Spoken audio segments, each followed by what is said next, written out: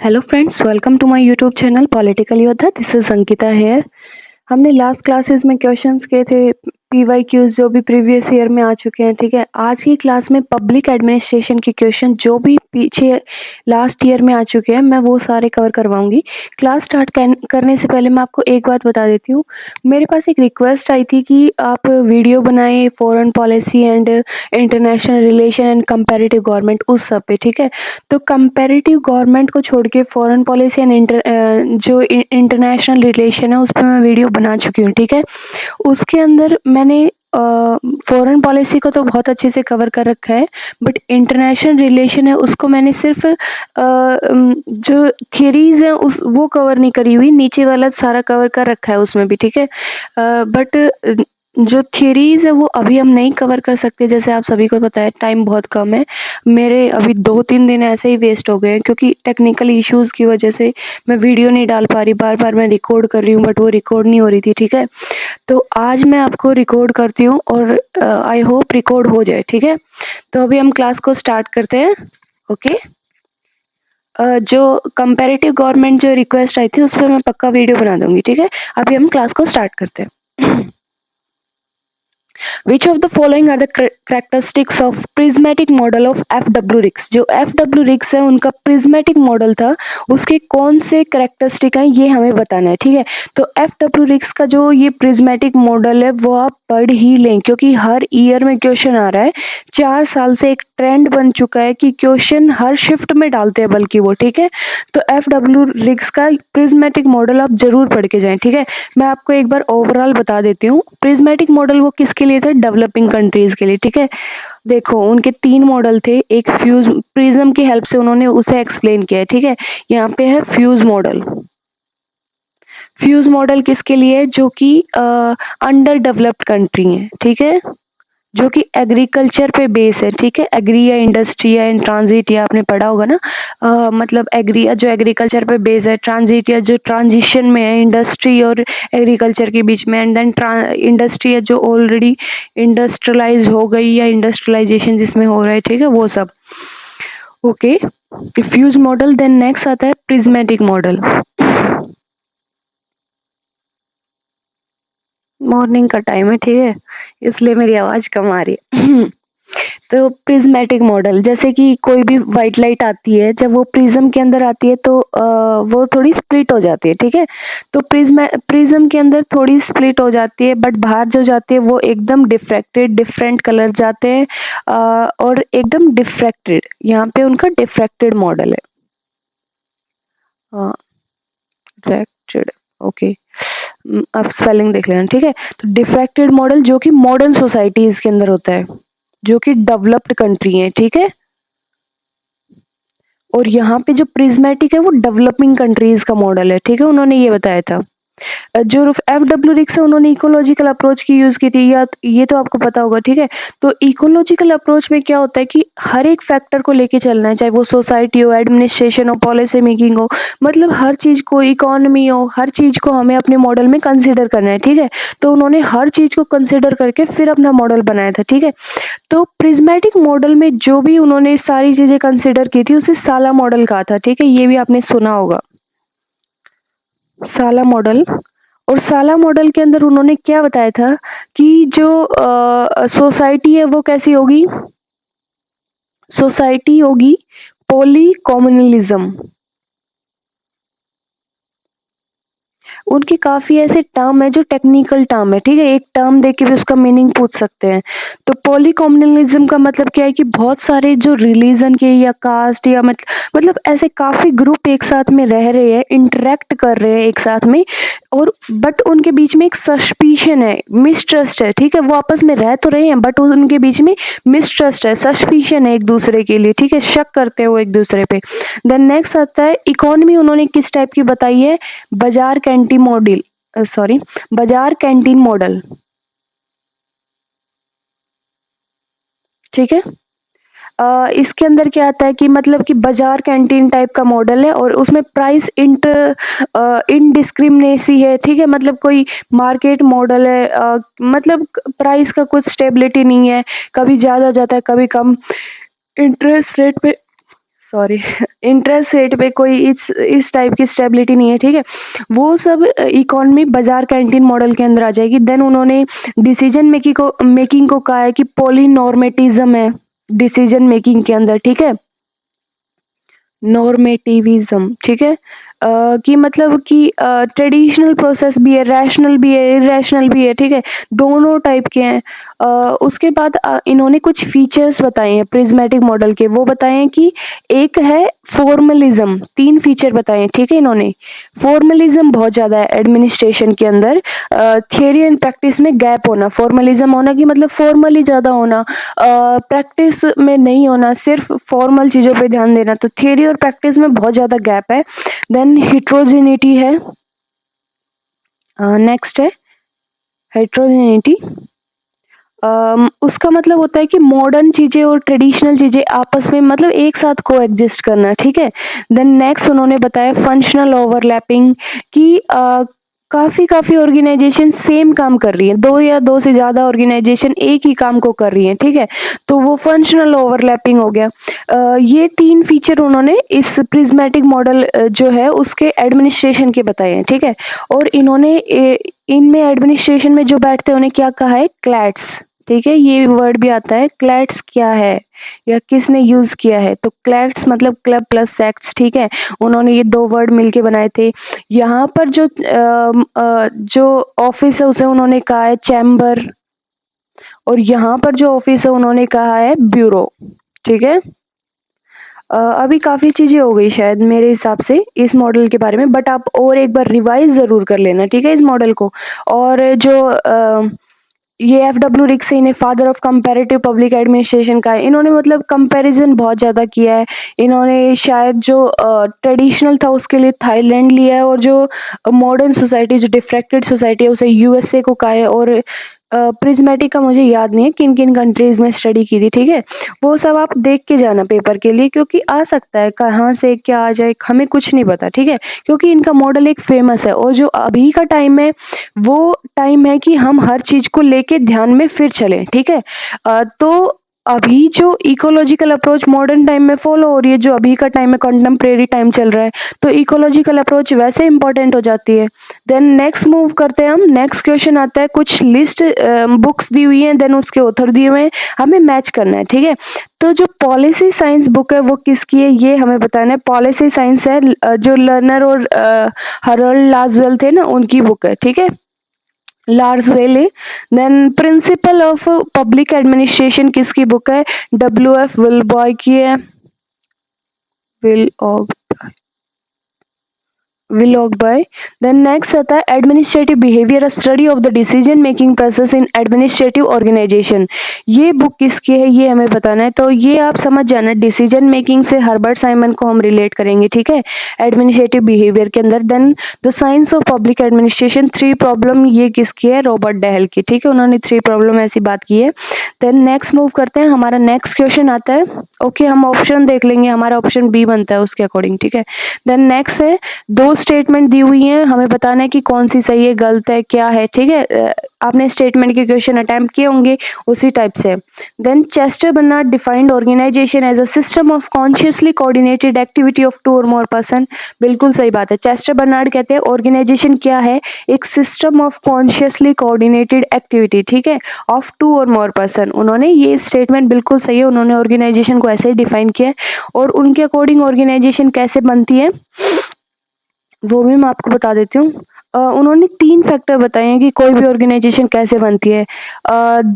There are person able to communicate with each other, कुछ person होने चाहिए 2 या 2 से ज्यादा, ठीक है, वो आपस में कम्युनिकेट कर पाए, ठीक है। और कम्युनिकेशन चेस्टर बर्नार्ड की मतलब हर टाइप, मतलब वो प्री रिक्वेस्ट ही मानते हैं कम्युनिकेशन को। तो then who are willing to contribute action, की मतलब वो आपस में कम्युनिकेट करे, देन एक कॉमन एक्शन पे वो फोकस करें। एंड देन थर्ड थिंग बताइए, टू अकम्प्लिश कॉमन पर्पस, की कॉमन पर्पस के लिए बात करें वो, ठीक है, उन दोनों के बीच में एक कॉमन पर्पस हो, ओके। अभी आप समझ गए होंगे पहली statement. Then Chester Barnard supported the viewpoint that man is mainly motivated by economic activity. तो ये तो गलत बात है, उन्होंने ऐसा कुछ नहीं कहा कि इकोनॉमिक एक्टिविटी मैन मोटिवेट करता है, ठीक है, तो ये गलत बात है। तो फर्स्ट स्टेटमेंट ओनली हमारी ट्रू है, सेकंड फॉल्स है। देन नेक्स्ट मूव करते हैं हम। यहाँ पर देखो मैंने 2020 से क्वेश्चन उठाए हैं, ये आपके मन में डाउट होगा। जो लेटेस्ट क्वेश्चन था वो मैंने इसलिए नहीं उठाया कि क्योंकि मैंने लास्ट ईयर के पेपर जो था 2021 का जो लेटेस्ट पेपर था वो शिफ्ट 1 और शिफ्ट 2 पूरा कंप्लीट सॉल्व करा रखा है, ठीक है। तो उसमें से ओनली मैं ये दोबारा उठाऊं तो इस वजह से हमारा रिपीटेशन होता, आपके क्वेश्चन कम होते, ठीक है, तो लॉस आपको था। दैट्स वाई मैंने सिर्फ 2020 से उठाए हैं और उसके पीछे के सारे कवर अप करवाए हैं। 21 का आप पूरा पेपर ही देख के जाना, ठीक है। मैं बार बार आपसे कह रही हूँ लास्ट ईयर के पेपर जरूर करके जाना। और अभी जो टाइम है हमारे पास सिर्फ 4 दिन बचे हैं शायद, तो उसके अंदर आप क्या करें कि ज़्यादा से ज़्यादा क्वेश्चन लगाएं और एनटीए की जो ऐप है ऑफिशियल या फिर ऑफिशियल वेबसाइट है उससे पेपर डाउनलोड करें या पेपर जो एनटीए की ऐप है उस पर लगाएं, ठीक है, और उनका रिव्यू करें। ज़्यादा से ज़्यादा क्वेश्चन अटेम्प्ट करें। अभी आपके पास वो टाइम नहीं है कि आप पढ़ सको, हाँ ये चीज़ ऐसे ये चीज़ ऐसे, ठीक है, बिकॉज ये टाइम बहुत प्रीशियस है और इसे हमें यूज़ करना है कि हम ज़्यादा से ज़्यादा क्वेश्चन लगाएं, ठीक है। That will be helpful for our preparation. Then next move करते हैं हम। Make a sequence of decision making process. जो डिसीजन मेकिंग प्रोसेस है उसकी सीक्वेंस बतानी है, ठीक है। तो डिसीजन मेकिंग में क्या होता है कि पहले हमें कोई भी प्रॉब्लम फाइंड आउट करनी होती है, देन उसके ऊपर हमें लिमिटिंग फैक्टर मतलब उसके ऊपर इंफॉर्मेशन कलेक्ट करनी होती है, ठीक है। प्रॉब्लम के ऊपर क्या इसके मतलब कैसे क्या है, क्या उसके लिमिटिंग फैक्टर है, क्या इंफॉर्मेशन हमारे पास नहीं है, ठीक है, वो सब हमें करना पड़ता है। देन हमें अल्टरनेटिव्स उसके क्या क्या हो सकते हैं वो डेवलप करने होते हैं या फिर चूज कर मतलब ये ढूंढने होते हैं कि हाँ ये अल्टरनेटिव होते हैं। देन एनालाइज द अल्टरनेटिव, हमें एनालाइज करना होता है उन अल्टरनेटिव्स को, फिर हमें अल्टरनेटिव सेलेक्ट करना होता है, देन हमें अपने डिसीजन को इम्प्लीमेंट करना होता है एंड उसके बाद control and evaluation system establish करना होता है कि मतलब एक ऐसा सिस्टम हो कि जो भी हमने डिसीजन लिया है वो हम देख पाए कि हाँ उसका क्या इफेक्ट हो रहा है, क्या उसके मतलब मॉर्निंग टाइम की वजह से बहुत डिस्टरबेंस हो रहा है। सॉरी यार, आई एम सॉरी, ठीक है। Implement control and evaluation system कि उसके ऊपर कंट्रोल और इवेल्युएशन सिस्टम हम इस्टेब्लिश कर पाए, ठीक है। तो उसके अकॉर्डिंग हम यहाँ पे एडजस्ट कर लेंगे। तो प्रॉब्लम रिकॉग्निशन हमारा फर्स्ट स्टेप हो जाएगा, ठीक है। Then search of information second, then okay definition define करेंगे हम अल्टरनेटिव को वो करने से पहले, देन हम सेलेक्ट करेंगे, ठीक है, अल्टरनेटिव को। तो हमारा ऑप्शन क्या बन जाएगा, डी ऑप्शन हमारा बिल्कुल सही है, BADC, ठीक है। देन मूव करते हैं। Name the editor of book towards a new public administration. Minnowbrook जो ये बुक है ये किसने एडिट की है ये हमें बताना है, ठीक है। तो ये फ्रैंक मैरिनी की बुक है, ठीक है, ये याद रखना। 1973 शायद इसकी डेट है, 71 है, ठीक है, 1971। ये बुक उन्होंने किस पे लिखी थी कि जो मिनो ब्रुक कॉन्फ्रेंस हुई थी 1968 के अंदर, ये आपको पता होगा ना क्योंकि बहुत फेमस कॉन्फ्रेंस होती है ये मिनो ब्रुक, ठीक है। ये कब हुई थी 1968 के अंदर।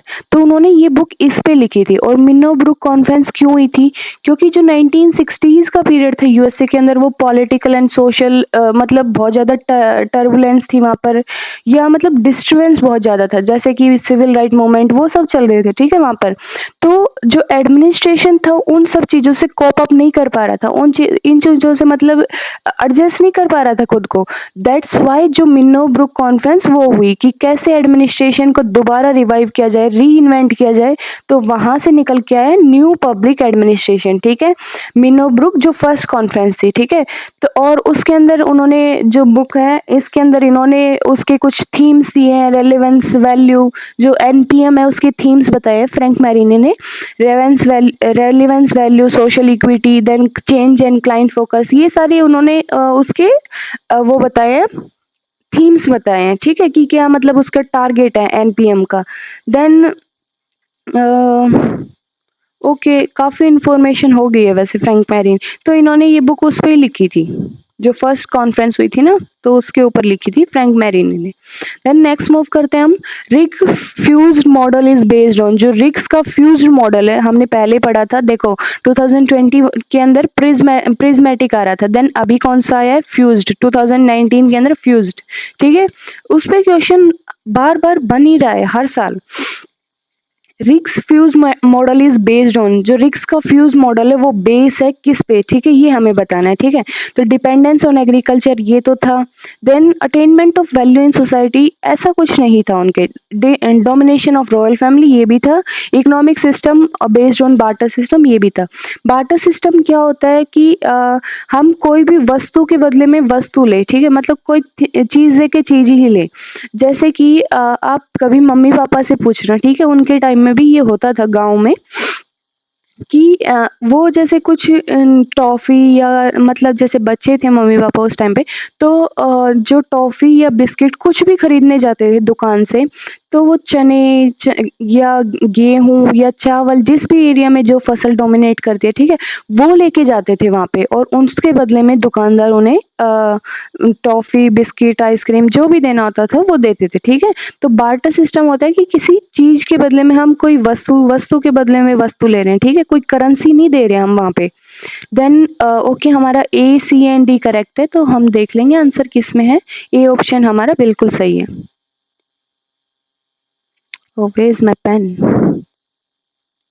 ओके, देन नेक्स्ट मूव करते हैं, which of the following are the themes of new public management. New public management की थीम्स क्या है ये हमें बताना है, ठीक है। तो न्यू पब्लिक मैनेजमेंट, जैसे न्यू पब्लिक एडमिनिस्ट्रेशन आया, तो एक बार फिर जब ग्लोबलाइजेशन आई तो पब्लिक एडमिनिस्ट्रेशन को दोबारा री इन्वेंट करना पड़ा, क्योंकि ग्लोबलाइजेशन के अकॉर्डिंग तो वो एडजस्टेड नहीं था, तो ग्लोबलाइजेशन के अकॉर्डिंग उसे एडजस्ट करने के लिए न्यू पब्लिक मैनेजमेंट आया पब्लिक एडमिनिस्ट्रेशन के अंदर, ठीक है। उसके अंदर क्या हुआ कि ये 1990s के अंदर आया, तो जो भी ग्लोबलाइजेशन से रिलेटेड प्रॉब्लम्स होती हैं एडमिनिस्ट्रेशन में, मतलब कि प्राइवेट सेक्टर आता है, दैट ऑल मतलब कि वो सब उसमें इंक्लूड कर लिया गया है, ठीक है, कि मतलब प्राइवेट सेक्टर को अडॉप्ट कर लिया, और ब्यूरोक्रेसी को मतलब उन्होंने क्रिटिसाइज किया है इसमें न्यू पब्लिक मैनेजमेंट में, कि अगेंस्ट ब्यूरोक्रेसी था, ब्यूरोक्रेसी को लिमिट करना है, ठीक है। और मतलब क्लाइंट सेंटर्ड होना चाहिए, पीपल के लिए होना चाहिए, दैट ऑल मतलब कि ये इसमें आ जाता है। और जो न्यू पब्लिक मैनेजमेंट है उस पर एक बुक आई थी, री इन्वेंटिंग गवर्नमेंट, ये 2021 में भी पूछी है, आई डोंट रिमेम्बर कौन सी शिफ्ट में था, बट ये था, ठीक है। री इन्वेंटिंग गवर्नमेंट, ये बुक लिखी थी ओसबॉर्न एंड गेबलर, ठीक है, एंड गेबलर, यही पूछा था कि किसने लिखी है, तो ये एक फेमस बुक है जिससे एनपीएम निकल के आया, जो 1992 की बुक है, ठीक है, एनपीएम वहीं से निकल कर आया है। और एनपीएम को क्या क्या बोल देते हैं, मैनेजरियलिज्म बोल देते हैं, इंटरप्रेन्योर गवर्नमेंट बोल देते हैं, ठीक है। और एनपीएम के दो पिलर कौन कौन से थे, पब्लिक चॉइस थ्योरी थी और नियो टेररिज्म था, ठीक है, ये भी याद रखना, क्वेश्चन में आगे आ सकता है, ये बुक इंपॉर्टेंट है बहुत ज्यादा। एनपीएम कहाँ से निकल के आया, ये पिछली बार भी पूछी थी, काफी बार पूछते हैं ये बुक। तो जो थीम्स क्या क्या थे ये हमें बताने हैं एनपीएम की, तो अडॉप्शन ऑफ प्राइवेट सेक्टर ये होगा, ठीक है। देन नेक्स्ट मूव करते हैं, improved reporting and monitoring system, ये भी था। देन परफॉर्मेंस टारगेट, ये भी था। Adoption of public sector practices, ऐसा क्यों होगा कि पब्लिक सेक्टर, क्योंकि पब्लिक सेक्टर को तो हम पहले ही अडॉप्ट कर चुके हैं, तो पब्लिक सेक्टर के प्रैक्टिसेस को हम दोबारा अडॉप्ट क्यों करेंगे। ए बी एंड सी हमारा बिल्कुल सही है, ठीक है, कॉमन सेंस से भी हम कर सकते हैं। देन नेक्स्ट आता है, who defined public administration as the art and science of management applied to the affairs of the state, कि जो पब्लिक एडमिनिस्ट्रेशन है वो आर्ट एंड साइंस है, जो कि मैनेजमेंट की आर्ट एंड साइंस है, जो कि हम पब्लिक अफेयर जो है उन पे हम अप्लाई कर रहे हैं, ठीक है। ये किसकी स्टेटमेंट है ये हमें बताना है, तो ये ड्विट वाल्डो की स्टेटमेंट है, ठीक है। और स्टेटमेंट को याद करने का सबसे बेस्ट मेथड क्या है कि हम जो क्वेश्चन है उन्हें बार बार लगाएं, ठीक है। और क्वेश्चन के अंदर वो स्टेटमेंट इतनी बार आ जाती है क्योंकि जो फेमस स्टेटमेंट है वो रिपीटेड होती रहती है, रिपीट होती रहती है हर ईयर में, तो जो फेमस है वो हमें अपने आप माइंड में याद हो जाएंगी, ठीक है। तो ड्विट वाल्डो इसका करेक्ट है। देन नेक्स्ट मूव करते हैं हम, असर्शन रीजनिंग का क्वेश्चन है, मैं आपको बताऊंगी नहीं कैसे करना है, बट हम सीधी स्टेटमेंट पढ़ लेते हैं क्योंकि क्लास बड़ी हो जाती है। Herbert Simon rejected the principle of administration. Herbert Simon ने प्रिंसिपल को रिजेक्ट किया, एडमिनिस्ट्रेशन को, बिल्कुल सही बात है। हर्बर्ट साइमन ने क्लासिकल थ्योरी को क्रिटिसाइज किया है, उन्हें प्रिंसिपल जो भी थे एडमिनिस्ट्रेशन की उन्हें क्रिटिसाइज किया है, ठीक है, उनके अगेंस्ट में उन्हें रिजेक्ट किया है, ठीक है, और उन्होंने उन्हें क्या कहा है कि वो प्रोवर्ब्स हैं, एक लोकोक्तियां टाइप है, मुहावरे टाइप है, देन माइट्स हैं, देन सोगेन्स एंड पॉम्पियस एंड एंटिटी की, पॉम्पियस है वो एक नंबर की, देन अनसाइंटिफिक है वो बहुत ज्यादा, ठीक है, उन्होंने ऐसा बोला है। तो इसका करेक्ट फिर रीजन भी दे रखा है, for Simon these are merely proverb, ठीक है, दोनों ही सही हैं, A R true, R is explanation, ठीक है। देन नेक्स्ट मूव करते हैं, सेम टाइप का क्वेश्चन है, असर्शन दी हुई है, there is no ideal number of a person, a person can supervise, a supervisor can supervise, कि एक ऐसा आइडियल नंबर नहीं है कि एक सुपरवाइजर इतने ही सुपरवाइज कर सकता है, ठीक है। तो करेक्ट बात है कि कोई ऐसा स्पेसिफाइड नंबर नहीं है कि एक सुपरवाइज इतने ही सुपरवाइज करेगा। Span of control very depending on the factor like function, time, space and delegation of authority, दोनों ही सही बात है कि जो स्पैन ऑफ कंट्रोल है, मतलब कितना एक पर्सन कितने को सुपरवाइज करेगा, वो वेरी करता है टाइम के अकॉर्डिंग, स्पेस के according, delegation of authority, that all factor effects, ठीक है, दोनों रीजन भी दे रहे हैं, ए आंसर हमारा बिल्कुल सही है। देन मूव करते हैं हम next, who among the following summarises the theme of new public administration under 5 heads, relevance, value, social equity, change and client focus, ठीक है, किसने दिए हैं, अभी हम बुक पढ़ के ही हैं टुवर्ड्स न्यू पब्लिक एडमिनिस्ट्रेशन, और मैंने वहां भी मेंशन किए थे, ये फ्रैंक मैरिनिया ने अपने बुक में मेंशन किए, ठीक है। देन नेक्स्ट मूव करते हैं, which of the following, okay, इसके बारे में आई थिंक कुछ मुझे ज्यादा बताना नहीं चाहिए, मैं कर चुकी हूँ, ये बता चुकी हूँ, ठीक है। देन नेक्स्ट मूव करते हैं, which of the following way was suggested by Mary Parker Follett. Mary Parker Follett हैं, उन्होंने कॉन्फ्लिक्ट रिजोल्यूशन के लिए ऑर्गेनाइजेशन में तो कौन से मेथड बताए हैं ये हमें बताना है, ठीक है। तो मैरी पाकर फोलेट के नाम से ही आपको याद आ गया होगा, ये कंस्ट्रक्टिव कॉन्फ्लिक्ट की बात की जा रही है, ठीक है। जो मैरी पाकर फोलेट है वो कॉन्फ्लिक्ट को बहुत पॉजिटिवली कंसिडर करती है, वो कहती है कि ऑर्गेनाइजेशन में कॉन्फ्लिक्ट होती है, ठीक है, उससे बचना या उसे मतलब इग्नोर करना, दैट्स नॉट अ सॉल्यूशन, उसे पॉजिटिवली लो, उसे मतलब एक कंस्ट्रक्टिव कॉन्फ्लिक्ट की तरह उन्होंने कहा है। उनकी एक फेमस स्टेटमेंट है कि all polishing is done by friction, कि जितनी भी पॉलिशिंग होती है वो फ्रिक्शन की वजह से होती है। तो फ्रिक्शन होना तो एक मतलब एक नॉर्मल बात है, एक आम बात है, ठीक है। वो कहती है कि वॉयलेंस से वॉइस निकलती है तो वो भी फ्रिक्शन से आती है, हमने फायर डिस्कवर की वो भी फ्रिक्शंस की वजह से की, तो फ्रिक्शन होना इज अ नॉर्मल थिंग, ठीक है। तो उन्होंने कॉन्फ्लिक्ट को सॉल्व करने के लिए 3 मेथड बताए हैं। फर्स्ट है डोमिनेशन, जो यहाँ पे दिया हुआ है। डोमिनेशन में क्या होता है कि एक पार्टी मतलब डोमिनेट कर जाती है और दूसरी पार्टी सब्जुगेट कर जाती है, ठीक है। जैसे कोई भी 2 पार्टी में क्लैश हो रहा है तो एक पार्टी वहां पे डोमिनेट कर जाएगी, ठीक है, और एक पार्टी का इंटरेस्ट मतलब दब जाएगा या सब्जुगेट हो जाएगा, ठीक है। तो डोमिनेशन का एक मेथड है, वो कहती है कि कॉन्फ्लिक्ट सॉल्व तो हो जाएगी बट वो दोबारा आ जाएगी और उसमें एक पार्टी का इंटरेस्ट सुना नहीं जा रहा है, सिर्फ एक पार्टी की ही मानी जा रही है, ठीक है, एक साइड की मानी जा रही है, तो ये एक अच्छा मेथड नहीं है। देन नेक्स्ट आता है कॉम्प्रोमाइज की बात करती है, इसमें दोनों पार्टीज आपस में थोड़ा थोड़ा अपना अपना इंटरेस्ट कॉम्प्रोमाइज कर लेंगी, ठीक है। नेक्स्ट उन्होंने ये बताया, इसमें भी वो कहती हैं कि इतना अच्छा नहीं है। कॉम्प्रोमाइज में क्या होता है कि दोनों पार्टी कॉम्प्रोमाइज तो कर लेंगी बट वहां पे इंटरेस्ट कॉम्प्रोमाइज हो रहा है और वहां पे क्या हो रहा है कि वो थोड़े टाइम बाद वो झगड़ा दोबारा उठ जाएगा, ठीक है, जो भी कॉन्फ्लिक्ट है वो दोबारा आ जाएगी। देन थर्ड उन्होंने सबसे बेस्ट मेथड बताया इंटीग्रेशन का, वो कहते हैं कि दोनों का इंटरेस्ट इंटीग्रेट करना है हमें, ठीक है, देन कॉन्फ्लिक्ट को सोल्व करना है और जो यहाँ पर सॉल्यूशन मिलेगा वो परमानेंट सॉल्यूशन है, ठीक है। और मैरी पाकर फोलेट के बारे में जैसे कि उन्होंने काफी ऐसी चीजें दी हैं, जो एक उन्होंने बताया है कि कॉन्फ्लिक्ट जो ऑर्गेनाइजेशन है उसके अंदर वर्कर्स का पार्टिसिपेशन उन्होंने सबसे पहले बताया था, ठीक है, कि ऑर्गेनाइजेशन के अंदर वर्कर्स को इक्वली हमें मतलब लेके चलना है। पावरिंग विद की बात की है कि हमें वर्कर के ऊपर पावर नहीं करनी, पावरिंग ओवर नहीं करनी, बल्कि पावरिंग विद की वर्कर्स को साथ लेके चलना है, ठीक है हमें। तो A B D हमारा करेक्ट है, ठीक है इसमें। ओके, हम नेक्स्ट मूव करें। नेक्स्ट आता है which of the following theory is as traditional theory, इनमें से कौन सी ट्रेडिशनल थियरी है ये हमें बताना है, ठीक है। तो ऑर्गेनाइजेशनल थियरी को ट्रेडिशनल थियरी बोलते हैं, ठीक है। अलग अलग क्वालिफिकेशन किए जाते हैं, modern, classical, traditional, scientific, unscientific, historical, ठीक है।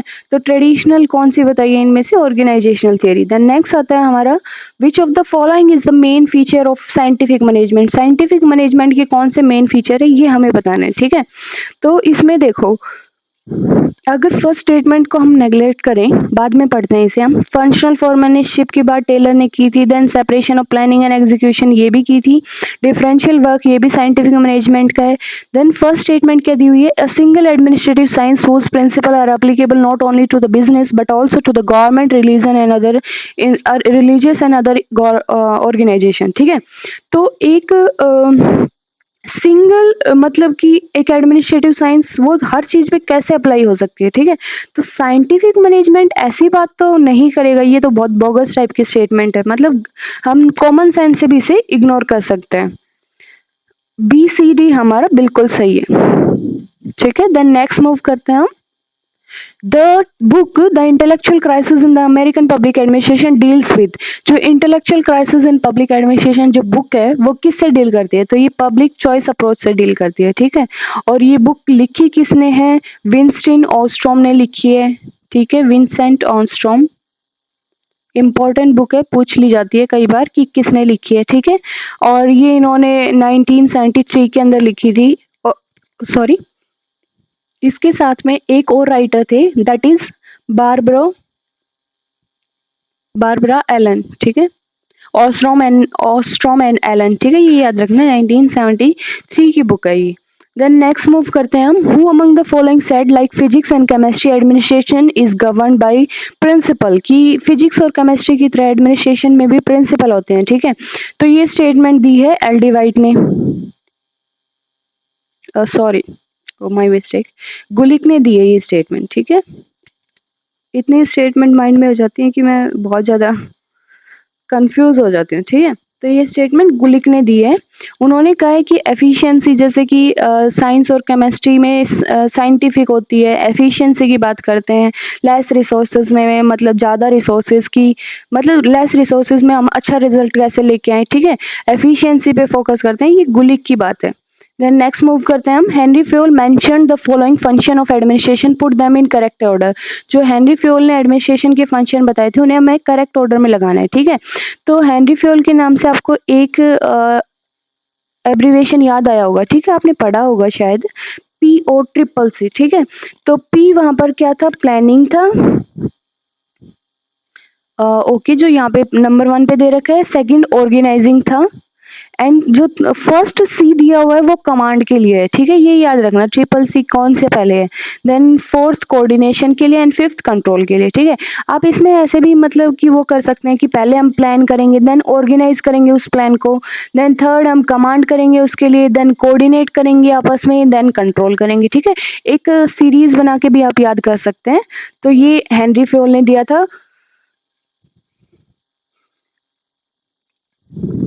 सॉरी, इसमें ना करेक्ट फिर हमारा आंसर आ जाएगा बी वाला, ठीक है। आपको देख लो, अरेंज कर लेना।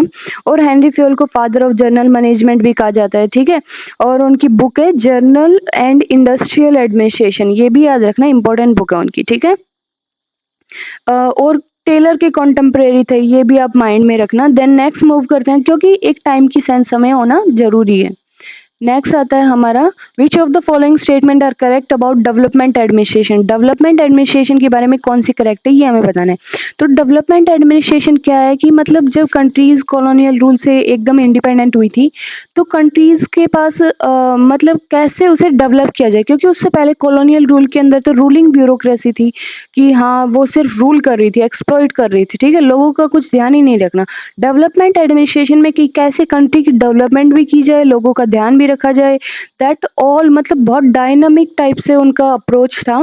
तो डेवलपमेंट एडमिनिस्ट्रेशन वो है।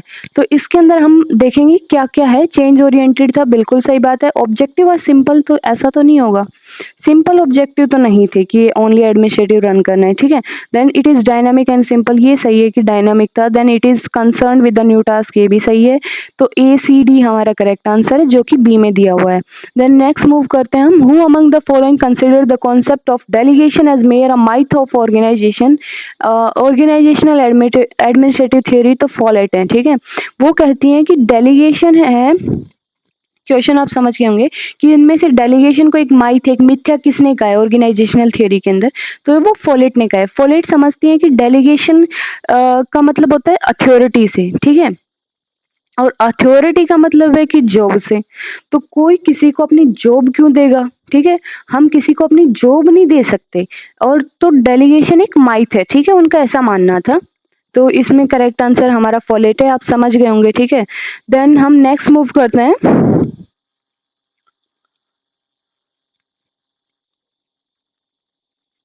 ऑथर दिए हुए हैं, देन थियरी दी हुई है, ठीक है उनकी। तो एल्टन में वो human relation theory, again a easy question. ये तो सदाबहार टाइप में हो गए अब, क्योंकि अब पब्लिक एडमिनिस्ट्रेशन का क्या वो नया ट्रेंड आ गया है कि वो मैच द फॉलोइंग में बहुत ज्यादा आने लग गई है, ठीक है, पब एड। तो मैच के लिए आपको बुक्स याद होनी चाहिए, उनकी थियरीज जाने, अगर उनको बुक भी याद है आपको तो थियरी ऑफ डिडक्ट, तो उसमें से बुक का नाम क्योंकि उस टाइप से होता है, और थियरी याद है तो भी आप बुक का नाम गैस कर सकते हैं, ठीक है। तो आपको आइडिया होना चाहिए किस कौन सा किससे एसोसिएटेड है, ठीक है।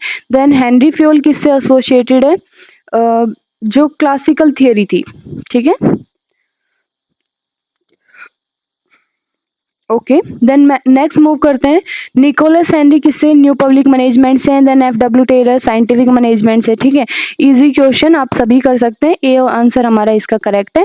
देन नेक्स्ट मूव करते हैं, बर्नार्ड किससे एसोसिएटेड है, ये हमें बताना है, the function of executive, Chester Barnard की ये बुक भी है, ठीक है, ये याद रखना। देन फ्योल, हेनरी फ्योल जो है वो प्रिंसिपल ऑफ मैनेजमेंट, ठीक है, क्लासिकल थियरी जिसके अंदर प्रिंसिपल आते हैं। देन जो लूथर गुलिक है वो किससे एसोसिएटेड है, new basis of organization, sorry, basis of organization उन्होंने बताया, जो लूथर गुलिक का पोस्ट कॉप व्यू है, लूथर गुलिक एंड ओरविक का, ठीक है, उन्होंने उसमें नेचर बताया, बेसिस बताया, इंटायरली डेलीगेशन से एसोसिएटेड है। तो हमारा करेक्ट आंसर इसका क्या बन जाएगा, ए।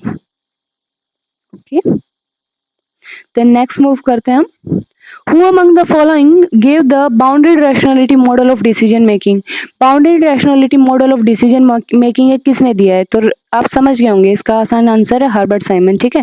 तो हर्बर्ट साइमन ने दो मॉडल दिए हैं, एक है उनका द रैशनल मॉडल, मतलब डिसीजन मेकिंग के दो मॉडल हैं, a rational model, then second है बाउंडेड रैशनैलिटी मॉडल, ठीक है।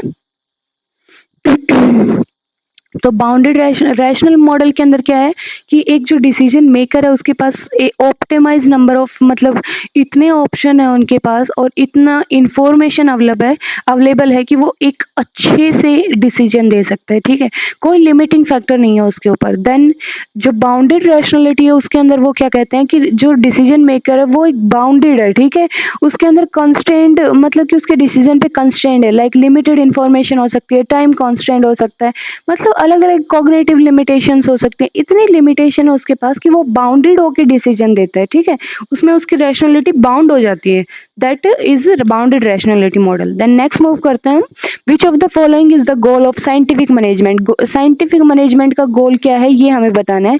तो एक ही गोल था कि इंडस्ट्रियल एफिशिएंसी को हाई करना है, ठीक है, वर्कर्स या किसी चीज से कुछ नहीं लेना, इंडस्ट्री जो आउटपुट था उसे बढ़ाना है। देन नेक्स्ट आता है, which of the following type of bureaucracy is found in colonial rule, colonial rule में कौन सा आएगा, तो रूलिंग ब्यूरोक्रेसी होगी, ठीक है, क्योंकि उन्हें ओनली रूल करना था, कंट्री को एक्सप्लॉइट करना था, तो ओनली वहां पे कौन सी ब्यूरोक्रेसी होगी, ruling bureaucracy. Then who among the following said bureaucracy is the price of parliamentary democracy, की ब्यूरोक्रेसी प्राइस है पार्लियामेंट्री डेमोक्रेसी का, ये किसकी स्टेटमेंट है, ये हर्बर्ट मॉरिसन की स्टेटमेंट है, ठीक है। देन नेक्स्ट मूव करते हैं हम, कुछ अप्रोचेस दी हुई है characteristic, the ecological approach agri industry है, ठीक है। Then decision making approach fact value proportion की बात करती है, ओके। देन हम ब्यूरोक्रेटिक लीगल रैशनल है देन हम जर्नल सिस्टम नेगेटिव फीडबैक, ठीक है। तो इकोलॉजिकल FW रिक्स ने दी है जिसमें एग्रिया ट्रांजिटिया इंडस्ट्रिया की बात करते हैं, ठीक है। फैक्ट वैल्यू प्रोपोर्शन आप पढ़ ही लेंगे, डिसीजन मेकिंग जब आप पढ़ेंगे तो कैसे डिसीजन लिए जाते हैं तो उसके अंदर आप पढ़ेंगे फैक्ट वैल्यू प्रोपोर्शन करेक्ट होना चाहिए। देन ब्यूरोक्रेटिक में लीगल रैशनल जो मैक्स वेबर ने दिए, ठीक है। जर्नल सिस्टम नेगेटिव फीडबैक, तो आसान क्वेश्चन है, कर सकते हैं आप इजिली, बी ऑप्शन इसका करेक्ट है।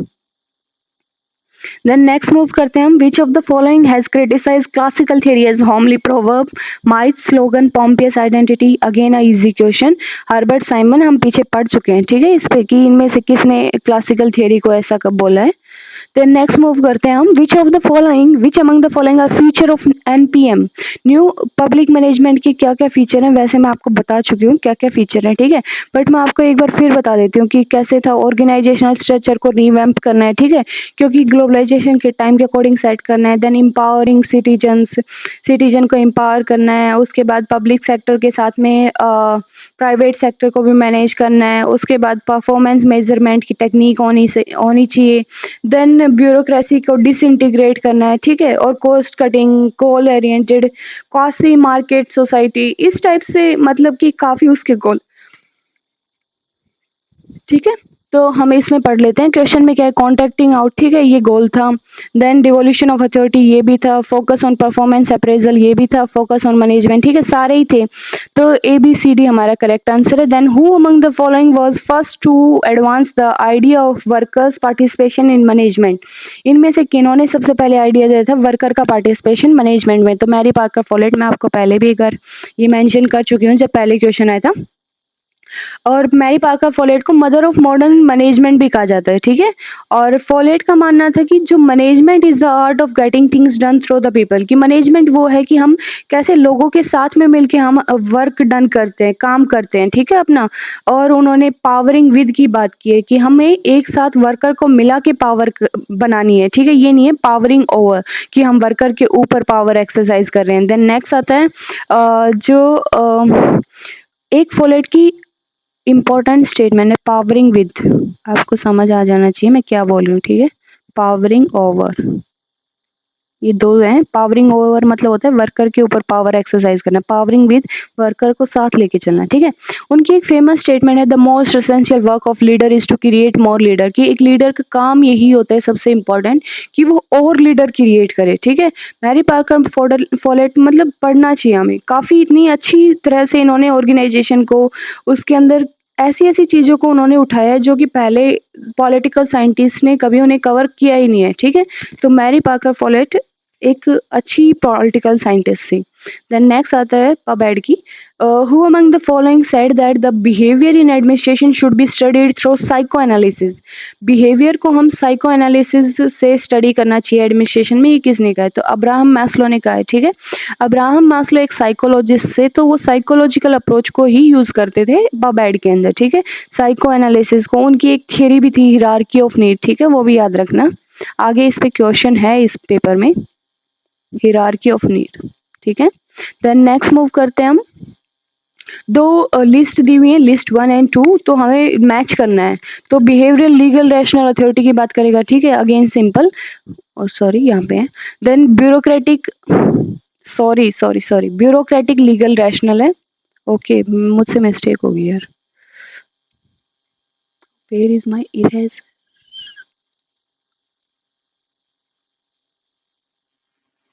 Sorry I can't get. Behavioural approach किसकी बात करेगा, जो ह्यूमन बिहेवियर को एनालाइज करने की एडमिनिस्ट्रेटिव सेटिंग के अंदर। देन ब्यूरोक्रेटिक लीगल रैशनल की बात करेगा, ठीक है, ये याद रखना, ओके। देन इकोलॉजिकल अप्रोच किसकी बात करेगा, agraria industria transitia. Then general system administrative system as a sub system of society, ठीक है। तो हमारा करेक्ट आंसर क्या बनेगा इसका, A option. Then next move करते हैं, the Hawthorne experiment belong to the era of, Hawthorne experiment किस इरा से बिलोंग करते हैं, तो ये लेट 1920s के एल्टन मेयो ने कंडक्ट किए थे, ठीक है, आसान है, जिसको पता है वही कर सकता है वैसे इसमें। और इसने ह्यूमन बिहेवियर को कैसे, मतलब अलग अलग फैक्टर्स में इफेक्ट होता है, कैसे कौन, मतलब अलग अलग टाइप से लाइटनिंग कम करके बहुत ज़्यादा एक्सपेरिमेंट किए थे हावरथॉर्न एक्सपेरिमेंट में, जिसका रिजल्ट फिर उन्होंने ह्यूमन रिलेशन थ्योरी में दिया था, ठीक है। Then who among the following describe the bureaucracy as the continental nonsense, bureaucracy को कॉन्टिनेंटल नॉनसेंस किसने कहा है, ठीक है, ये हमें बताना है, थॉमस कार्ले, ठीक है, क्योंकि थॉमस कार्ले जो है उन्होंने काफी चीजों को क्रिटिसाइज किया। देखो, एक हमने जब थियरी पढ़ी थी उसके अंदर बेंथम की थियरी को इन्होंने कहा है पिग फिलोसफी, ठीक है, वो कहते हैं कि जो यूटिलिटेरियन का प्रिंसिपल था उसे बेंथम की पिग फिलोसफी बोलते हैं, कहते हैं कि इसकी थियरी पिग बना देती है आदमी को, ठीक है, तो वो उसे क्रिटिसाइज करते हैं। देन और किस किस को क्रिटिसाइज किया, लेजिस फेयर जो है उसे क्रिटिसाइज किया है, ठीक है, जो डॉक्ट्रिन है लेजिस फेयर की। देन उन्होंने पार्लियामेंट्री डेमोक्रेसी को भी क्रिटिसाइज किया है, ठीक है। थॉमस मतलब कि कार्ले ने बहुत ज़्यादा क्रिटिसिज्म किया, जो भी मॉडर्न चीज़ें उनका, उनके अकॉर्डिंग ना एक स्ट्रॉन्ग पैटर्नलिस्टिक गवर्नमेंट होनी चाहिए, ठीक है, वो उसके सपोर्टर है, तो आप समझ जाना और चीज़ों का वो क्रिटिसिज्म ही करेंगे, ठीक है। तो मतलब आप इसमें गैस भी कर सकते हो अगर थॉमस कार्ले के बारे में आपने थोड़ा बहुत भी पढ़ा है तो।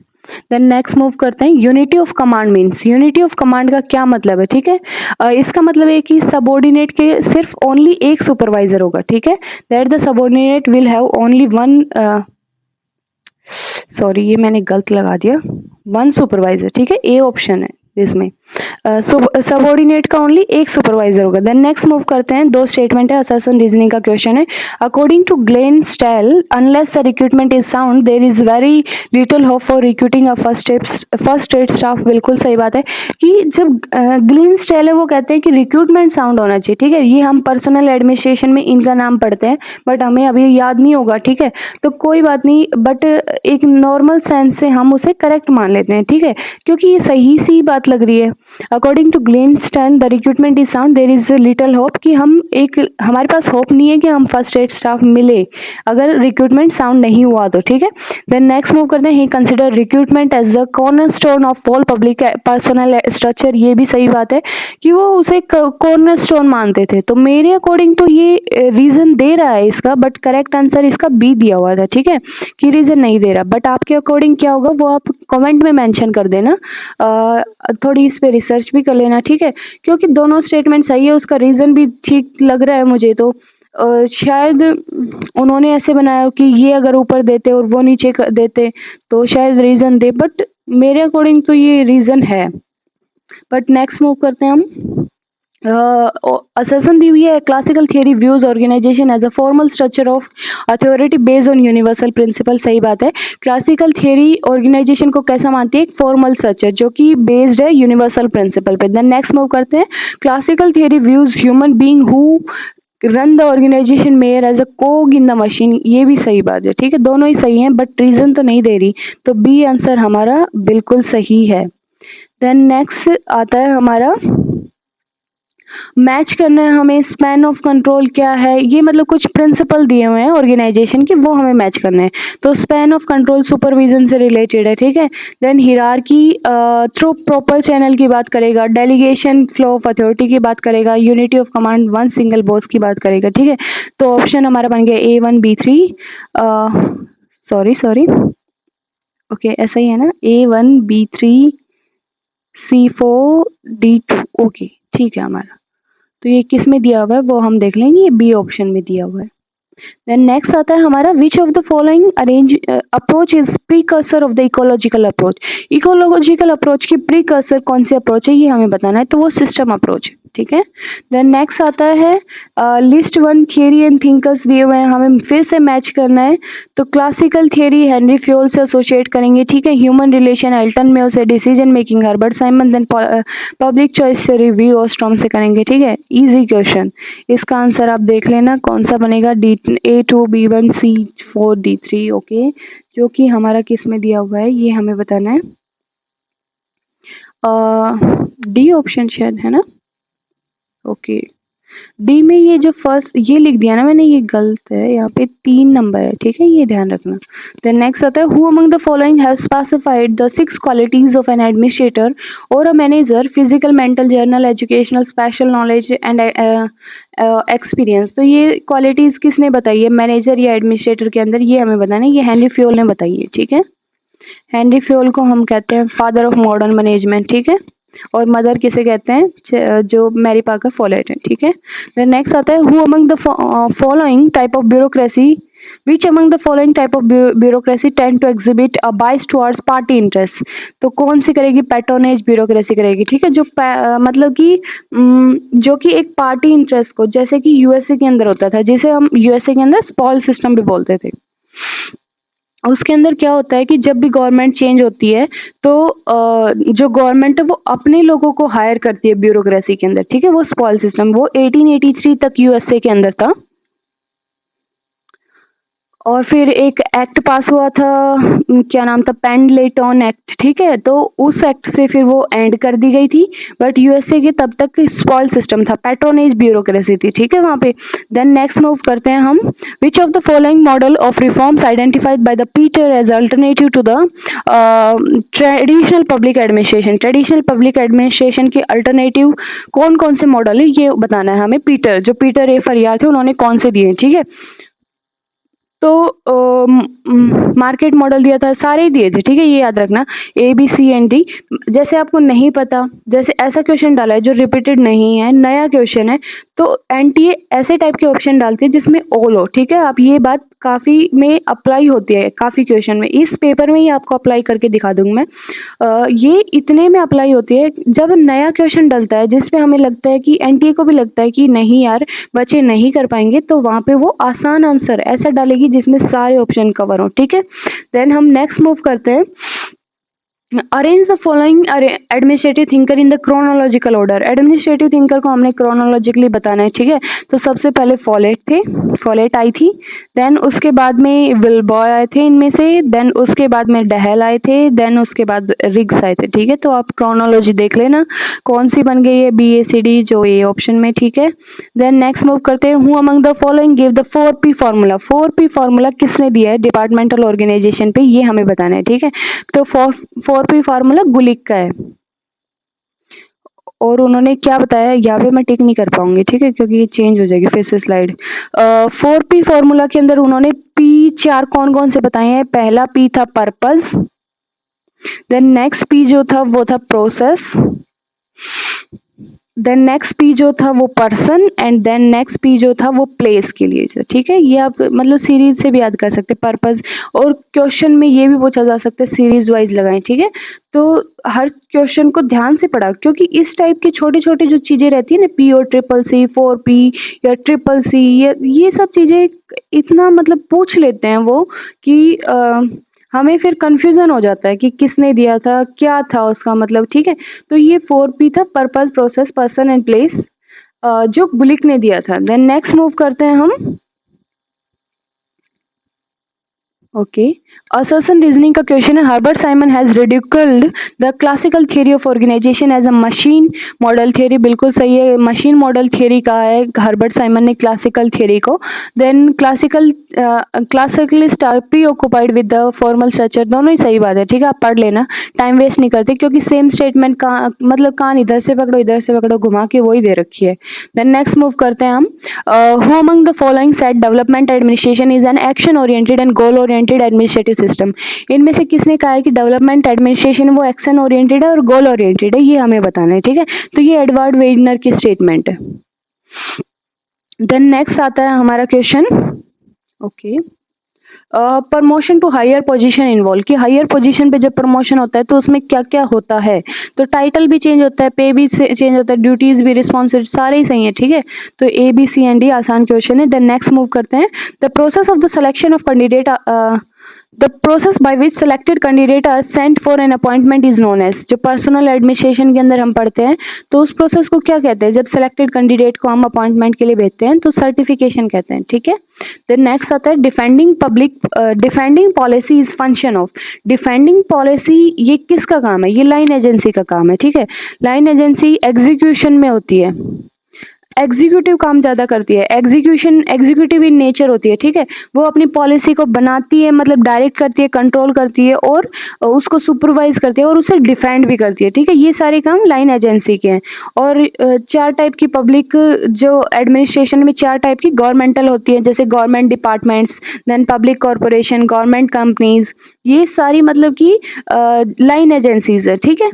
देन नेक्स्ट, और लाइन एजेंसी के फीचर आपको पता ही होगा, जो अभी मैं बता चुकी हूँ, एग्जीक्यूटिव इन नेचर, तो आप समझ जाना कि कौन कौन से फीचर उसके हो सकते हैं। डायरेक्ट कंट्रोल होता है, ठीक है, पीपल से, जिन्हें वो सर्विस देती हैं। जो भी गवर्नमेंट की जो मेन ब्रांचेस होती हैं, जैसे डिपार्टमेंट्स होते हैं, वो सारे लाइन एजेंसी में आते हैं, ठीक है। और स्टाफ और ऑक्सिलरी एजेंसी उन्हें असिस्ट करती है अपने काम में, ठीक है। देन नेक्स्ट मूव करते हैं हम। Who among the following is critic of bureaucratic theory, bureaucratic theory के क्रिटिक कौन है, ठीक है। अब देखो इस टाइप से क्वेश्चन सेट किया हुआ है कि इसमें सारे क्रिटिक दिए हुए हैं, टालगट पार्सन, प्रीत, Robert Presthus, then Crozier, F W. Riggs, ठीक है। तो A B C and D इसका करेक्ट है। देन नेक्स्ट आता है, who among the following rejected the politics administration dichotomy, politics administration dichotomy किसने रिजेक्ट की है वो हमें बताना है, ठीक है। तो वुड्रो विल्सन ने तो दी है, बल्कि Frank Goodnow, then Robert Merton, okay. इसको किसने रिजेक्ट किया है वो हमें बताना है। देन इसका करेक्ट आंसर है हर्बर्ट साइमन, ठीक है। उन्होंने इसे रिजेक्ट किया है, वो कहता है ऐसा कुछ नहीं है politics administration dichotomy. Then next आता है, arrange the following approach of public ad in a sequential order, हमें सीक्वेंस में लगाने हैं, कौन सी अप्रोच कब आई थी, ठीक है। तो सबसे पहले इंस्टीट्यूशनल अप्रोच आई थी, देन सेकंड अप्रोच कौन सी आई थी, बिहेवियरल अप्रोच, ओके कहाँ है। देन थर्ड अप्रोच हमारी आई थी system approach, then public policy approach, ठीक है। तो आप अरेंज कर लेना किस में है, डी ऑप्शन है शायद। देन नेक्स्ट मूव करते हैं हम। Who among the following are of the view that managerial techniques and the skill of planning, organizing, coordinating and budgeting are common both in public and private? कि इनमें से कौन ऐसा सोचता है कि जो स्किल ऑफ प्लानिंग है, ऑर्गेनाइजिंग है, कोऑर्डिनेटिंग है, बजटिंग है, वो सारे पब्लिक और प्राइवेट एडमिनिस्ट्रेशन में कॉमन होते हैं, ठीक है। मैनेजरियल व्यू को सब्सक्राइब करते हैं, तो इनमें से कौन करते हैं वो हमें बताना है। अगेन इसमें हेनरी फ्योल भी, गुलिक भी, एमपी फॉलेट, ओरविक, ये सभी करते हैं। तो ए बी सी डी इसका करेक्ट आंसर है। देन नेक्स्ट आता है हमारा, who among the following hold the view that administration comprises of the work of only those person who are engaged in performing managerial function, कि managerial view को कौन support करता है, ठीक है। ये क्वेश्चन पूछा गया है। लूथर गुलिक थे, हर्बर्ट साइमन, विक्टर, देन ये आसान क्वेश्चन है। जब हम मैनेजरियल व्यू पढ़ते हैं ना पबएड का, तो उसमें हम इन राइटर्स को पढ़ते हैं। देन नेक्स्ट आता है हमारा, which of the following stages of evolution of PubEd is the era of politics administration dichotomy? तो ये पहला ही था जो 1885 से स्टार्ट हुआ था, ठीक है, first stage. Then next, which of the following are the feature of new public management, NPM के इनमें से कौन कौन से फीचर है वो हमें बताना है, ठीक है। तो एम्पावरमेंट ऑफ सिटीजन था, डिसएग्रीगेशन ऑफ ब्यूरोक्रेसी ये भी था, कॉस्ट कटिंग भी था, ऑर्गेनाइजेशन सेंट्रलाइजेशन ये आप यहाँ रुक जाएंगे, ठीक है, क्योंकि ये नहीं था। सेंट्रलाइजेशन की बात थोड़ी ना होगी, डिसेंट्रलाइजेशन की बात हो, सॉरी मैंने गलत लगा दी, A B C N correct, ठीक है इसका। देन नेक्स्ट मूव करते हैं, scalar in human relation theory means, scalar किसे कहते हैं ह्यूमन रिलेशन थ्योरी में। तो स्क्वेलर का ह्यूमन रिलेशन में था जो इन्फॉर्मर का काम करे, ठीक है, जो हमारी नॉर्मल लैंग्वेज में हम चापलूसी कह देते हैं, मुखबिर जो हिंदी में बोलते हैं, ठीक है। तो वो सारे काम स्क्वेलर के थे। तो यहाँ पर तो ऐसा ऑप्शन नहीं दिया हुआ, वो अगले पेज पे दिया हुआ है, जो डी ऑप्शन है वो करेक्ट है, ओके। फिर से मैच आ गया हमारा, हमें मैच करना है। इसमें प्रोवर्ब्स ऑफ एडमिनिस्ट्रेशन किसने कहा है, हर्बर्ट साइमन ने कहा है, ठीक है। प्रिंसिपल ऑफ मैनेजमेंट किसने दिए हैं, ये हेनरी फ्योल ने दिए हैं। अगेन हेनरी फ्योल तो और हर्बर्ट साइमन तो हर एक में मतलब कि पूछना ही है इन्होंने, इस टाइप से हो गया। Then functions of executive Chester Barnard की बुक है, and elements of pubad Morstein Marx ने दिए हैं, ठीक है। तो हमारा करेक्ट आंसर क्या बन जाएगा, A2B1, ओके, जिसमें होगा वो हम देख लेंगे ए ऑप्शन में।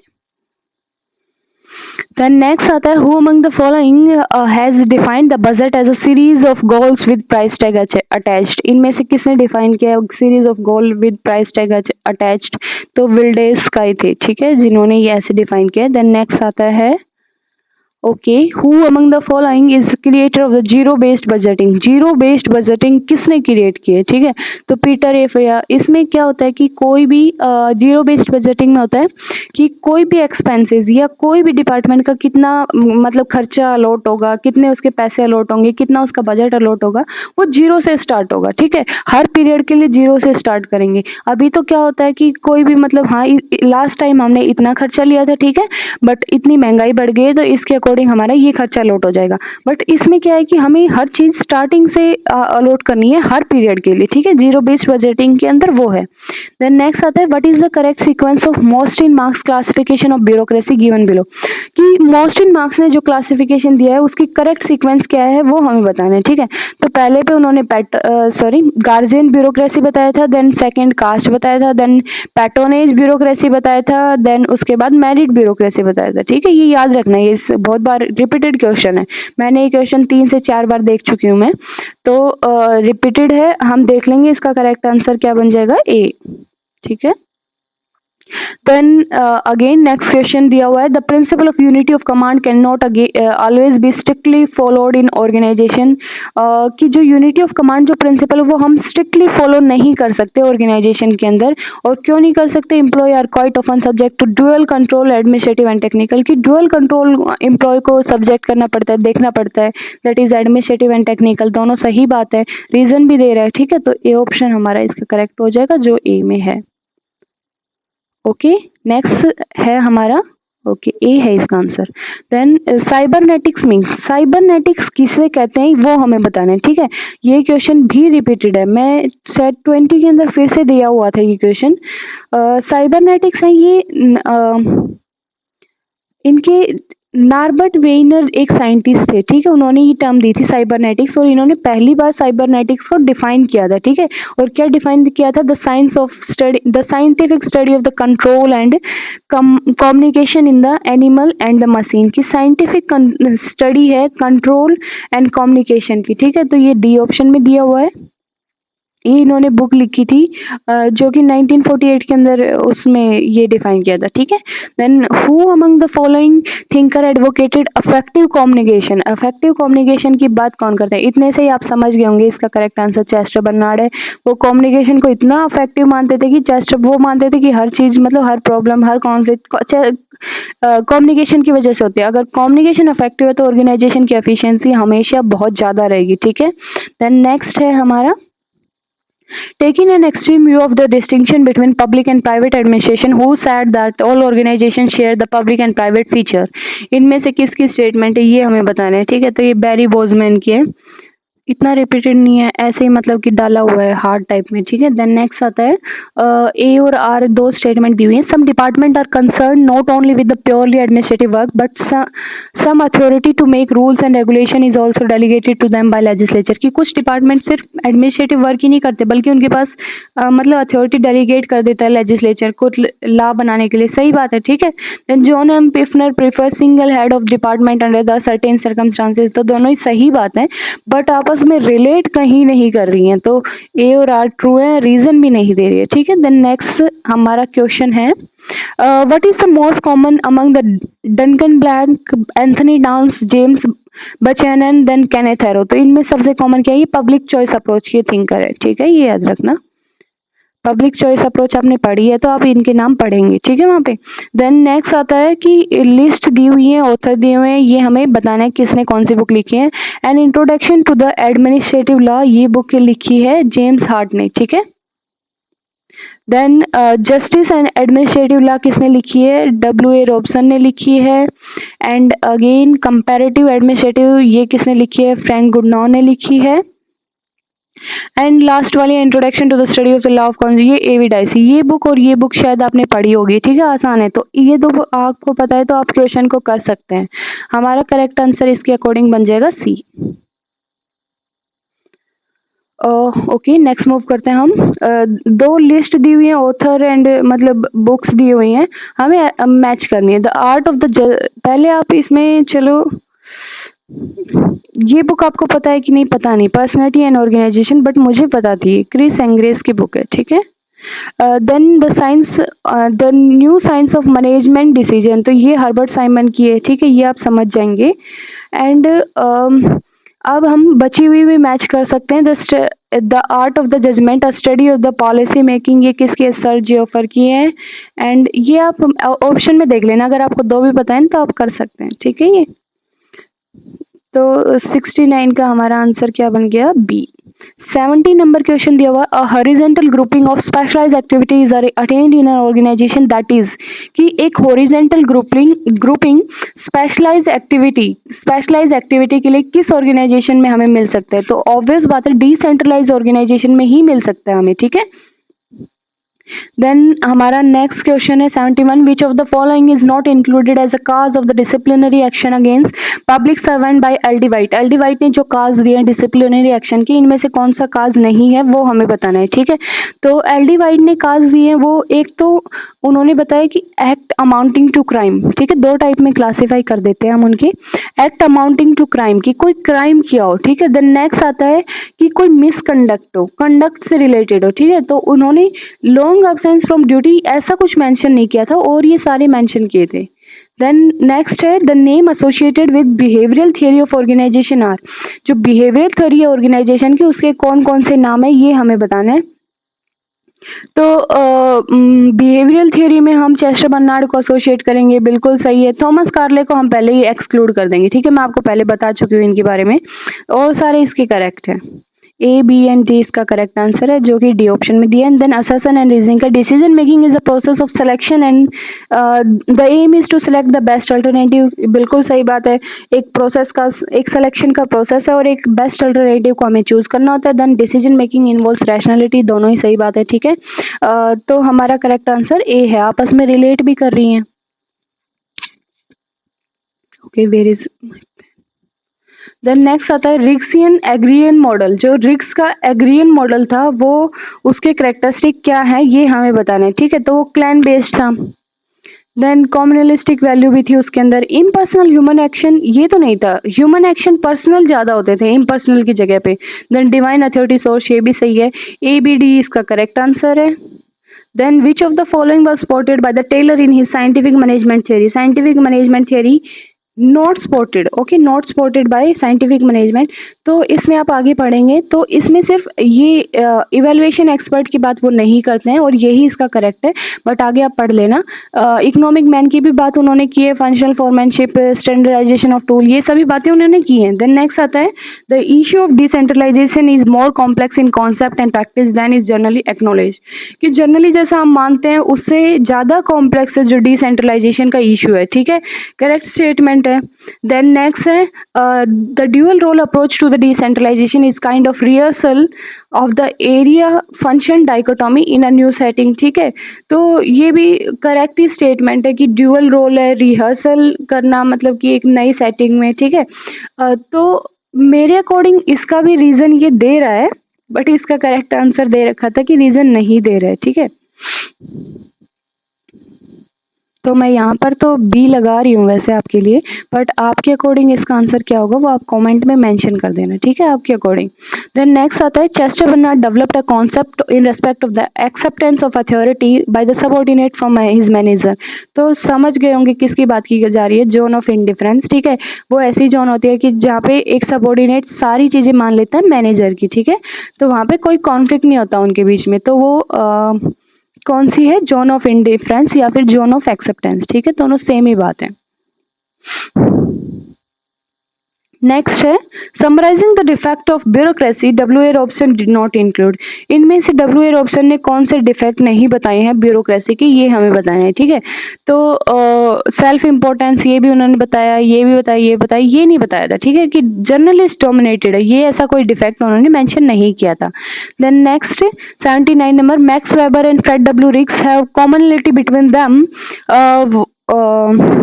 Them in the context of, कि मैक्स वेबर और जो फ्रेड डब्ल्यू रिक्स थे उनके बीच में कॉमनलिटी थी, तो वो किस चीज में थी, तो वो अपने एडमिनिस्ट्रेटिव जो एनवायरमेंटल सेटिंग है उसके अंदर उन्होंने स्टडी की थी, ये उनका करेक्ट आंसर है, बी ऑप्शन हमारा बिल्कुल सही है। देन नेक्स्ट मूव करते हैं हम upward communication is basically unconventional, कि अपवर्ड कम्युनिकेशन अनकन्वेंशनल है। अपवर्ड कम्युनिकेशन का मतलब होता है कि जो इम्प्लॉयज हैं उनसे ऊपर की साइड जाए, ठीक है, बॉस की साइड में जाए, सबऑर्डिनेट से सुपरवाइजर की साइड में जाए, ठीक है। तो अनकन्वेंशनल है, उसे इम्प्रूव कैसे कर सकते हैं ये हमें बताना है, ठीक है।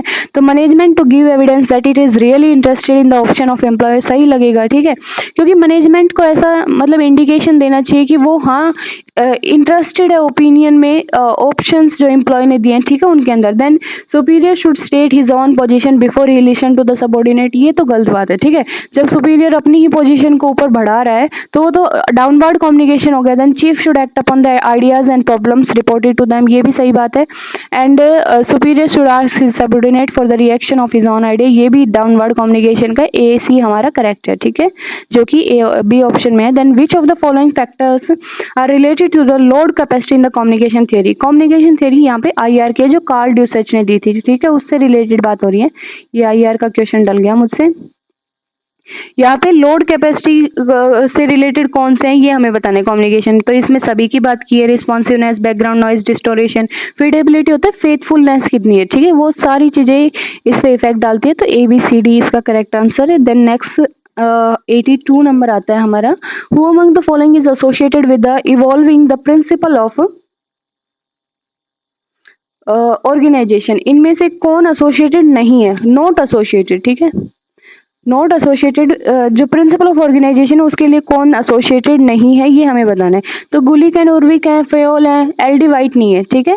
देन नेक्स्ट मूव करते हैं, who among the following remain the chairman of comparative administrative group in the USA for 10 year, USA में 10 ईयर्स के लिए जो स्कैग ग्रुप था उसके चेयरमैन कौन बने रहे थे, फ्रेड W. रिग्स, ठीक है। एंड नेक्स्ट है the one best way in the scientific management means, कि वन बेस्ट वे कि इसी तरह से काम होना चाहिए उसका मतलब साइंटिफिक मैनेजमेंट में क्या है, स्टैंडर्डाइजेशन की बात है वो, ठीक है, जो डी में है। Which of the following is not a staff agency in USA, staff agency कौन सी नहीं है, ठीक है, तो आप यहाँ पे समझ जाएंगे, मैं आपको बता चुकी हूँ, स्टेट डिपार्टमेंट है वो स्टाफ एजेंसी नहीं है, वो लाइन एजेंसी है, तो यही हमारा करेक्ट आंसर है, और सारी स्टाफ एजेंसी है यहाँ पे। देन नेक्स्ट है domicile qualification for public appointment was first use in, domicile qualification सबसे पहले यूज किस में हुई थी, USA में हुई थी। काफी चीजें जो हमारे नॉर्मली हम अपने एडमिनिस्ट्रेशन में लेते हैं तो वो UK USA से ही निकल के आई है, ठीक है। देन नेक्स्ट है who among the following laid down 7 principles of the organisation, 7 principle organisation के किसने दिए हैं, तो लूथर, गुलिक एंड उर्विक, ठीक है। यहाँ पे पोस्ट ऑफ व्यू की बात हो रही है जो उन्होंने दिया था, पोस्ट ऑफ, ठीक है, जिसके अंदर वो पोस्ट कॉप डी रह गया, तो planning, organising, staffing, directing, then coordinating, reporting and budgeting all, ठीक है, ये कभी अरेंज करना भी आ सकता है। तो ये सारे views Luther, Gulick and Urwick ने दिए थे। देन नेक्स्ट है which among the following is not a principle of organisation, इनमें से कौन सा प्रिंसिपल नहीं है ऑर्गेनाइजेशन का, hierarchy, span of control, unity of staffing नहीं है, ठीक है। देन नेक्स्ट है the literature of the new public management lays emphasis, और न्यू पब्लिक NPM है वो किस पे एम्फेसाइज करता है, रेलेवेंस पे करता है, वैल्यूज पे, चेंज पे, इक्विटी पे, ठीक है, सारे ही सही हैं, आसान question. Then in an informal organisation authority always flow, informal जो ऑर्गेनाइजेशन है उसमें अथॉरिटी कैसे फ्लो करेगी, ठीक है, तो इनफॉर्मल में एक लीडर मतलब कि आदेश दे देता है, देन अक्रॉस भी फ्लो कर दिया उसमें, ठीक है, तो हमारा downward and across correct answer है। देन नेक्स्ट है garbage can model was develop by, garbage can model इनमें से किसने डेवलप किया है वो हमें बताना है, ठीक है, तो कोहन ने किया है, ठीक है, देन मार्च ने भी किया है, ओल्सन ने भी किया है, बट पीटर डरकर ने नहीं किया। तो इसमें ना आप या तो क्वेश्चन को करेक्ट कर लो कि नॉट डेवलप्ड बाय इनमें से नहीं किया, तो C ऑप्शन हमारा आ जाएगा, बट ऑप्शन में डालना भूल गई हूँ, इसमें ABD इसका करेक्ट आंसर है, ठीक है। देन नेक्स्ट है the traditional home of patronage bureaucracies, जो पैट्रोनेज ब्यूरोक्रेसी किस में थी, USA के अंदर थी, मैं बता चुकी हूँ, स्पॉइल सिस्टम, ठीक है, that all. Who among the following coined the term representative bureaucracy, representative bureaucracy term किसने दी थी, डोनाल्ड किंग्सले ने दी थी। Then which of the following statement about the gender budgeting are correct. Gender budgeting के बारे में कौन सी करेक्ट है ये हमें बताना है। तो और सब छोड़ें, आप ये स्टेटमेंट पढ़ें, it seeks to translate gender commitment into the budget, ये बिल्कुल आपको सही लगेगी। Then it addresses the need for women in the area of education, health and employment, ये भी आपको सही लगेगी। ठीक है, तो दो ही हमें चूज करनी है जो हम मिल चुकी है हमें। तो पहली वाली की सेपरेट बजट, तो ऐसा तो कुछ पास नहीं होता सेपरेट बजट नाम से, और ना ही जनरल बजट के साथ में पास होता है कि हाँ उसके साथ में एक सेपरेट है और उसके साथ में पास कर रहे हैं। ठीक है, ऐसा भी नहीं है। जेंडर के मतलब कि उसी के अंदर जो कमिटमेंट्स है गवर्नमेंट वो उसी के अंदर डाल देती है बजट के अंदर। ठीक है, then what was the name of the section which replaced comparative administrative group, जो कैग ग्रुप था American Society of public Administration, उसके अंदर तो वो किसने रिप्लेस किया था? वो सीका ने रिप्लेस किया था। ठीक है, where is my pen again, SICA. ठीक है, यहाँ पर तो नहीं दे रखा, अगले पेज में दिया हुआ है। ओके, ये लास्ट वाला है, selection on the international and comparative public administration, ये इसका करेक्ट आंसर है। Then Maslow pursued human needs in the correct chronological order, जो मैस्लो थे, अब्राहम मैस्लो, उन्होंने करेक्ट ऑर्डर क्या बताया था ह्यूमन नीड का, जो हिरार्की थी उनके अंदर। ठीक है, तो वो साइकोलॉजिस्ट थे, मैं आपको पहले बता चुकी हूँ, तो साइकोलॉजिकल नीड उन्होंने सबसे पहले दी है। तो इसी टाइप से ऑप्शन सेट किए हुए हैं कि हम आइडेंटिफाई कर पाए। Psychological, then security, belongingness, self esteem, self actualisation, ये उनकी नीड है। देन अगेन असर्शन रीजनिंग का क्वेश्चन है, both staff and auxiliary agencies assist the line agency, सही बात है, but they are distinct from each other, ये भी सही बात है, दोनों असिस्ट करती हैं बट वो आपस में अलग है। Then auxiliary agency have no operating responsibility, ये गलत बात है। ठीक है, तो ए ऑप्शन ए करेक्ट है हमारा, आर फॉल्स है। ओके, सी। देन नेक्स्ट है, which one of the following type of leader does not figure in Munro and Rayleigh classification of leader? तो उन्होंने फॉर्मल लीडर नहीं बताए हैं, जिसने पढ़ा है वो कर सकता है इसे। और टिटलर लीडर, ट्रू ऑर्गेनाइजर, कंट्रोलर, ये सभी उन्होंने बताए हैं। ठीक है, देन नेक्स्ट है, which of the following is not included in the element of public policy by the Austin Ranney? Austin Ranney ने पब्लिक पॉलिसी में इनमें से कौन इंक्लूड नहीं किया है वो हमें बताना है। ठीक है, तो उन्होंने पब्लिक पॉलिसी में ए सेट ऑफ ऑब्जेक्टिव कहा है, बिल्कुल पब्लिक पॉलिसी को, ए selection of line of action ये भी कहा है, एंड इम्प्लीमेंटेशन ऑफ इंटेंट ये भी कहा है, रिकंसिडरेशन ऑफ वैल्यू ऐसा नहीं कहा है। ठीक है, उन्होंने, और उन्होंने एक डिक्लेरेशन ऑफ इंटेंट इस टाइप से बोला है, a desired course of event that, मतलब ये इस टाइप की स्टेटमेंट दी है। देन नेक्स्ट है, who called bureaucrats as ruling servant, तो ये किसने कहा है?